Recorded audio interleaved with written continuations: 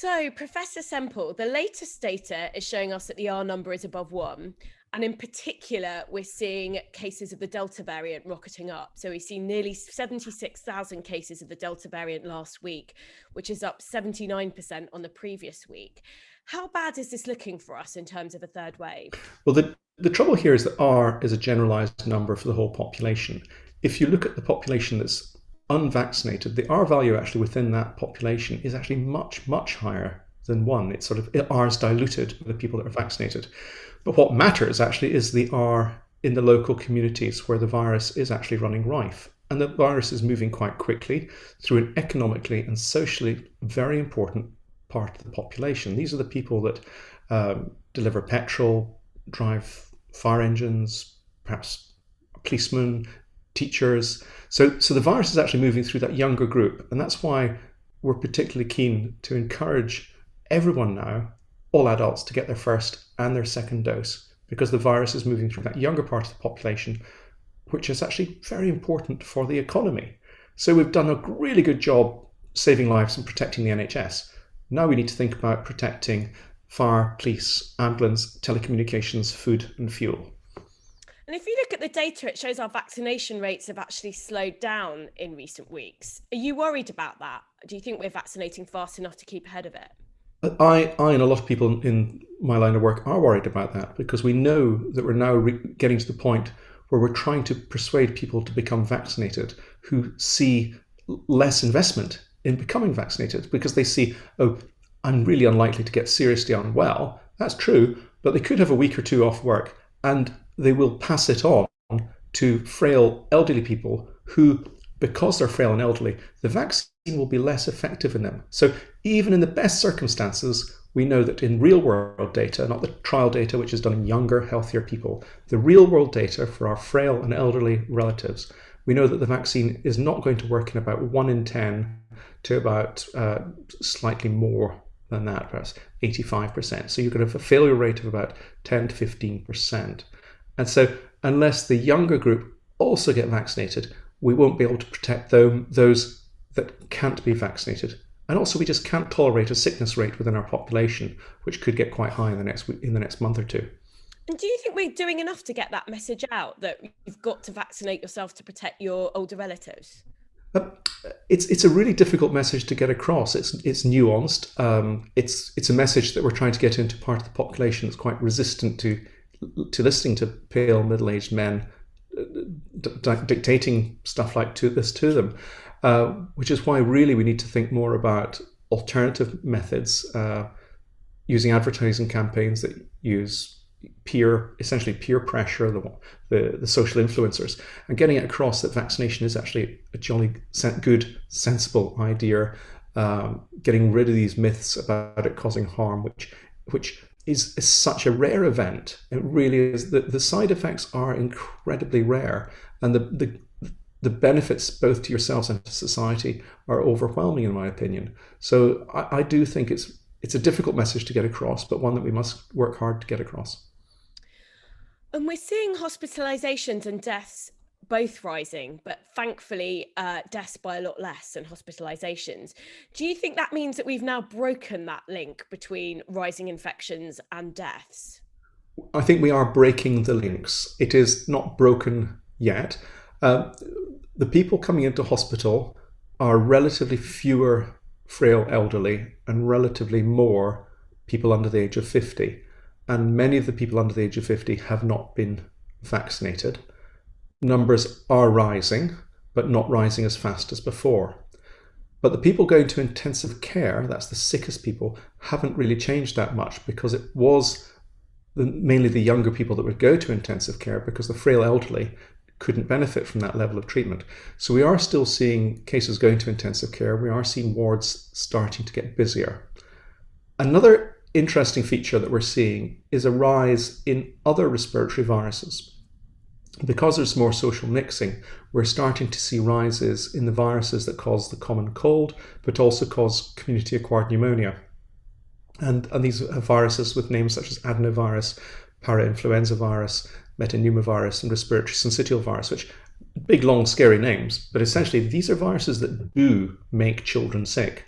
and we're starting to see rising levels of sick children and sick adults coming into hospital, essentially because these viruses were also suppressed by the lockdown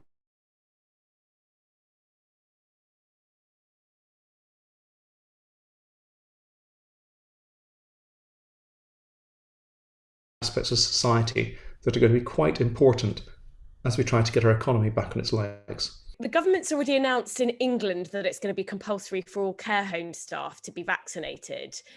Do you think that was the right decision? So I'll reflect on my opinion as a doctor and the settings that I've been working in, so as to avoid the exact question, but try and give you my opinion in a roundabout kind of way. So if you ask me that question again, I'll explain. Sure. Now that you know how I'm doing it, you'll appreciate how to do it. Okay, excellent. So the government's already announced in England that it will be compulsory for all care home staff to be vaccinated. Do you think that was the right decision? It's very hard to comment on a specific policy which is under consideration. But as a doctor, when I was a medical student, before I could go on the wards, I had to have my hepatitis B vaccine. It was a series of vaccinations, and I was even tested to make sure that the vaccine had worked. And that was really important, both to protect me, but also to protect my patients from any infection that I might have caught and then passed on. And I don't think it was unreasonable, given my desire to care for patients and care with a big C. I don't think it was unreasonable for that to be a requirement of me and a requirement of my colleagues. So putting that into context with health and social care, and that's again care with a big C, I think it can be justified in these circumstances. And do you think there's a risk that it puts people sort of off even carrying on working in the system if these jabs are made compulsory? I think it may well do. And people would then have to look at themselves in the mirror and think, why did I want to go into this profession? Did I want to go into this profession and, as a professional, consider the responsibilities of a professional who wishes to care for people? And part of that is adhering to the highest standards of infection prevention control and protecting myself and other people. Great. And are you going to be able to answer a question about vaccine passports and international travel? No chance. Okay. Really interesting. When I heard about the update on the app, I was straight onto my app to see if my app had been updated, which it had been.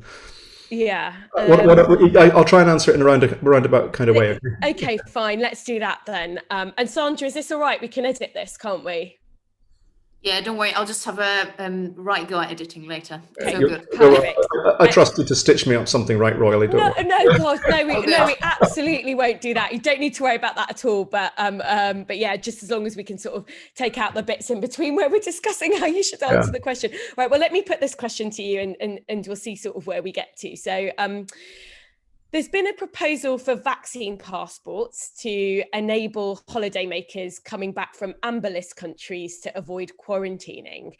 Do you think that's a common sense approach to international travel in these times?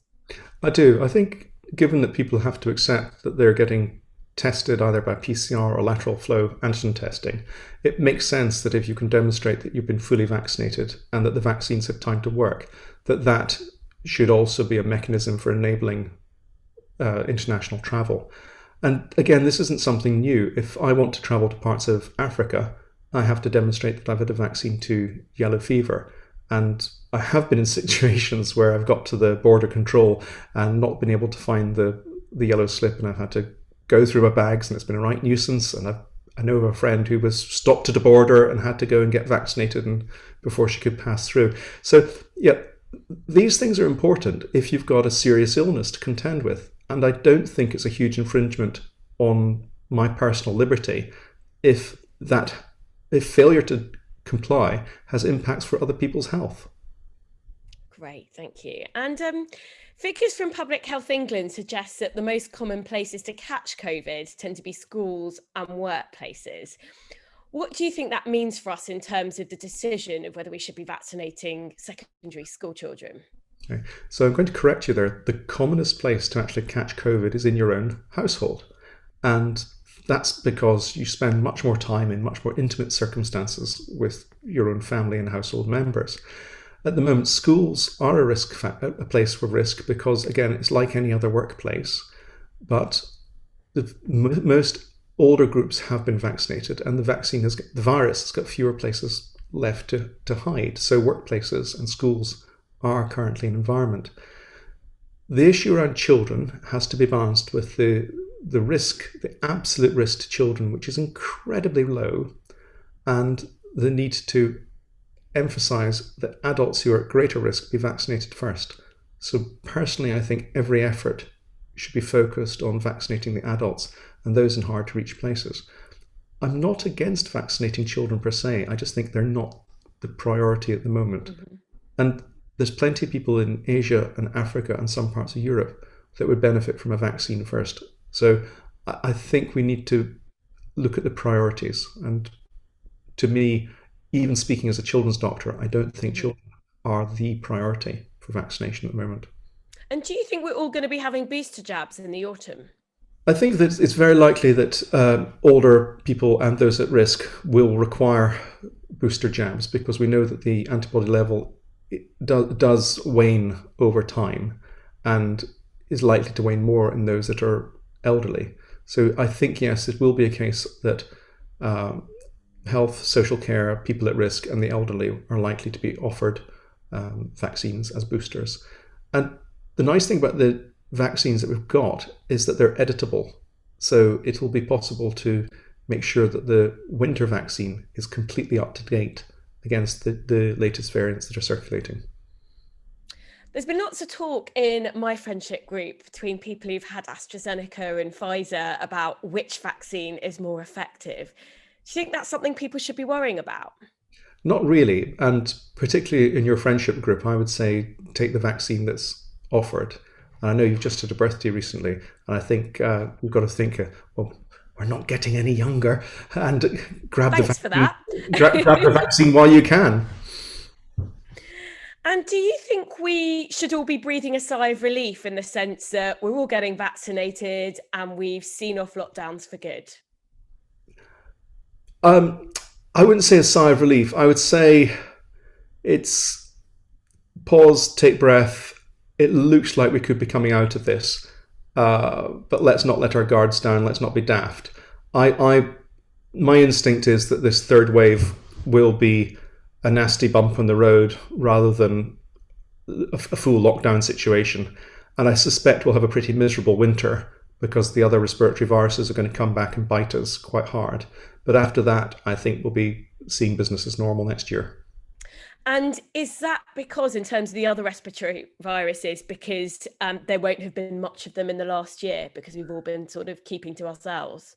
That's right. So there's a sting in the tail after every pandemic because social distancing will have reduced the exposure, particularly of pregnant women and their newborn babies. They will have not been exposed to the usual endemic respiratory viruses. The protection that a pregnant woman would give to their unborn child has not occurred.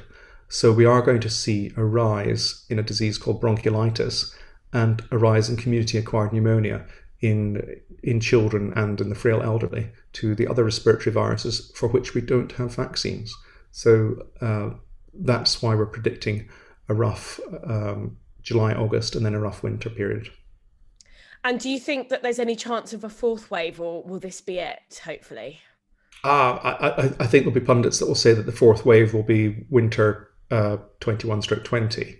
I think I am quite sure that we're actually at the start of the third wave anyway. So you could call the fourth wave winter, but it will be a diminishing ripple rather than the large type of tsunami type of wave that we had as wave 2 was the big one.